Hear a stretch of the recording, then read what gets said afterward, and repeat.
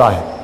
فرمایا ہم نے اگر حضرت علی کی زبان سے آقا دو جہاں صلی اللہ علیہ وسلم کا یہ فرمان خود اپنے کانوں سے نہ سنا ہوتا تو خدا کی قسم جب ہم خوارج سے مذاکرات کرنے گئے تھے تو ان کا ظاہری حال دیکھ کر متزلزل ہو گئے، بہک گئے، اور ہمارے اندر خیال اٹھا کہ ان سے لڑائی نہ کی جائے، کہ ہم نے ان جیسا نماز کی حالت میں قیام کرنے والا کوئی نہیں دیکھا، ان جیسا راتوں کو قیام اللیل کرنے والا کوئی نہیں دیکھا، ان جیسا طویل قیام اور سجدے کرنے والا کوئی نہیں دیکھا، ان جیسی تلاوت کرنے والا کوئی نہیں دیکھا۔ ہم نے ان کے ظاہری عمل کو دیکھا، ان کی ظاہری عبادت گزاری کو دیکھا، ان کے اعمال کو دیکھا، پابندی شریعت کو دیکھا، تو ہم ڈگمگا گئے تھے کہ یہ تو اتنے مومن ہیں، اور ایک لفظ روایت میں آئے ہیں کہ ہمیں تو وہ اولیاء لگتے تھے ظاہر میں، ظاہری اعمال دیکھ کر یوں لگتا کہ اولیاء ہیں۔ ہم ایک لمحے کے لیے ڈگمگا گئے، متزلزل ہو گئے کہ ہم اتنے نیک پارسا عبادت گزار لوگوں سے جنگ کرنے آئے۔ اسی لمحے ہمارے ایمان کو مولا علی المرتضیٰ کی اس روایت نے جو تاجدار کائنات کی خبر تھی بچا لیا۔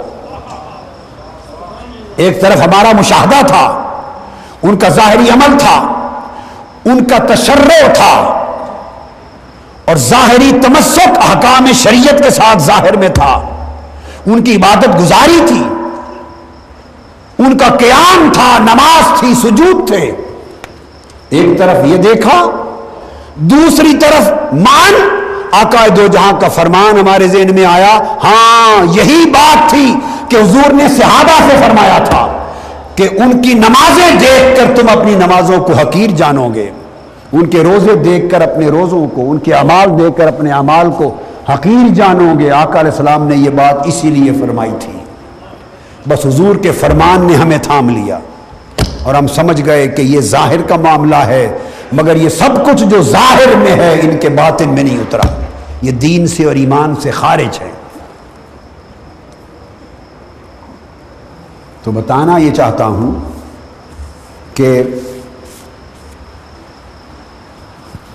امام سلمی نے روایت کی حضرت فضیل ابن عیاض رضی اللہ تعالی عنہ سے کہ کثرت صیام اور کثرت صلاۃ سے، ان صرف ظاہری اعمال سے ہمارے ہاں یعنی اہل اللہ اور اہل ولایت کے ہاں کوئی اونچے رتبوں تک نہیں پہنچا۔ یہ ضروری ہے، اہل اللہ کرتے رہے، 40 سال تک عشاء کے وضو سے فجر پڑھنے والے لوگ تھے۔ امام اعظم ابو حنیفہ رضی اللہ تعالیٰ عنہ نے اپنی زندگی میں 7000 ختم قرآن کیے۔ کیا یہ میں ساتھ دوسری بات کہہ رہا ہوں کہ اتنے حصہ کا بات کا اتنا حصہ جو میں نے بیان کیا، اس کا ہمارے سنی لوگ ناجائز فائدہ اٹھا لیتے ہیں کہ چلو نماز کثرت اعمال سے جان چھوٹی، اس سے تو کچھ نہیں ہونا، اسی نے ہمیں برباد کر دیا۔ یہ ایک رخ ہے، ایک بات ہے، اس کا مطلب یہ نہیں کہ احکام ترک ہو جائیں، اعمال صالحہ ترک ہو جائیں، وہ بات آگے چل کے بتاتا ہوں۔ 7000 ختم قرآن کیے امام اعظم ابو حنیفہ نے، 40 برس عشاء کے وضو سے نماز فجر ادا کی امام اعظم نے، حضور سیدنا غوث العظم نے 40 برس عشاء کے وضو سے فجر ادا کی۔ یہی حال امام مالک کا، یہی امام شافعی کا، یہی امام احمد بن حنبل کا، یہی فضیل ابن عیاض کا، یہی ابراہیم بن ادھم کا، یہی بشر الحافی کا، یہی جنید بغدادی کا، یہی سری سقطی کا، یہی معروف کرخی کا، یہی داتا گنج بخش علی حجویری کا، یہی امام بخاری کا، یہی مسلم و ترمذی کا، یہی خواجہ اجمیر کا، یہی داتا حجویر کا۔ کچھ ہاتھ نہیں آتا بے آہ سحرگاہی۔ یہ بات اور ہے جو کہی جا رہی ہے نا، یہ اور بات ہے، ہم نے اس کے معنی غلط بنا کر اپنی زندگی میں اعمال کے بارے میں تساہل پیدا کرنے کے لیے ان احکام کا غلط استعمال کر دیا ہے اور ہم عمل میں کمزور ہو گئے. اولیاء اللہ جیسا اعمال صالحہ میں کمر بستہ کوئی نہ تھا.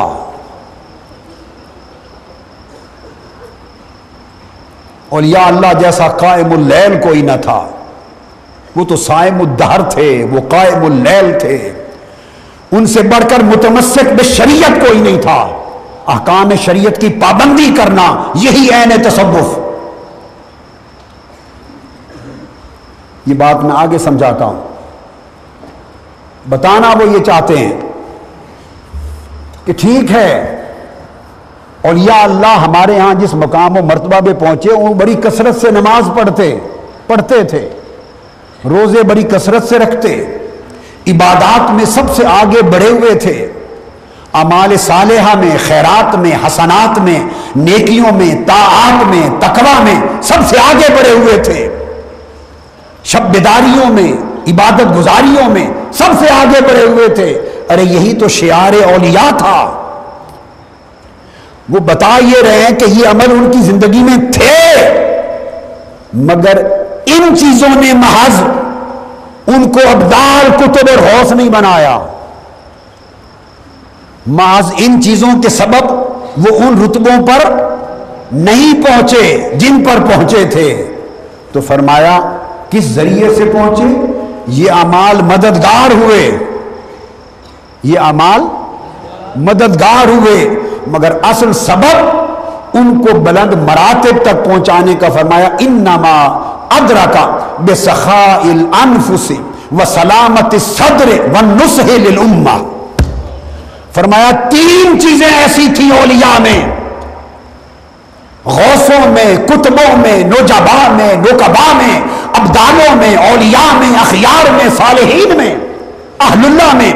تین چیزیں ایسی تھیں کہ بڑے سے بڑے بلند رتبوں پر انہوں نے پہنچایا. اور یہ شب زندہ داریاں, شب بیداریاں, عبادت گزاریاں, یہ طاعتیں, یہ عبادتیں, یہ ان کی سپورٹر تھیں. رتبے پر پہنچانے والی تین چیزیں تھیں. کیا؟ کہ ان کے نفوس سخی تھے, ان کے نفس سخی تھے. نفس سخی ہونے کا مطلب کیا ہے؟ کہ ان کے نفوس میں کسی کے لیے کدورت نہ تھی.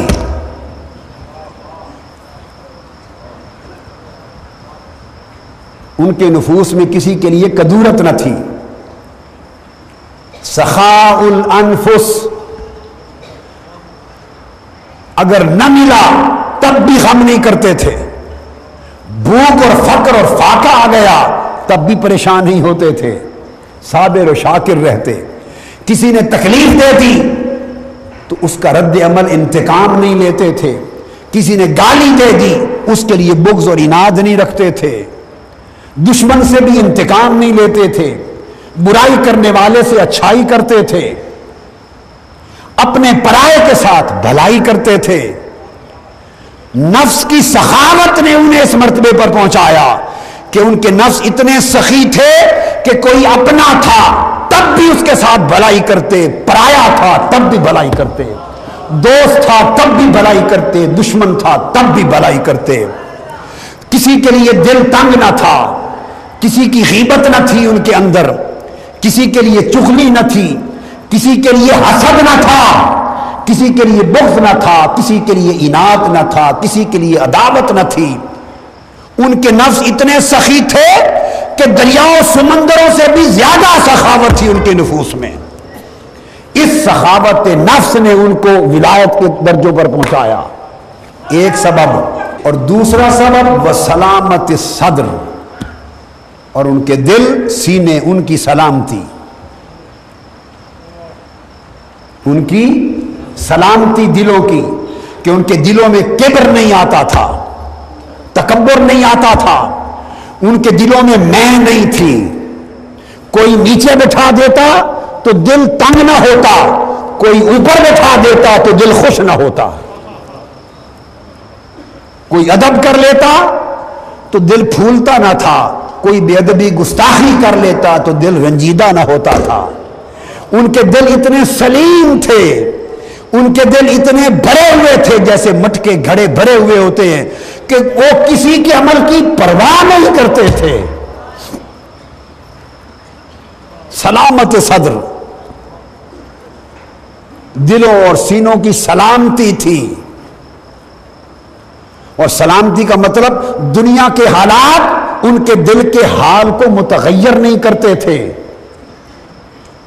لوگوں کا برتاؤ ان کے دل کے حال کو متغیر نہیں کرتا تھا،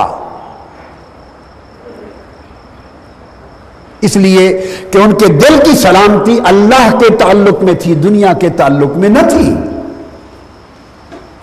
وَالنُّصْحِ لِلْأُمَّةِ، اور سراپا امت کے لیے نصیحت رہتے۔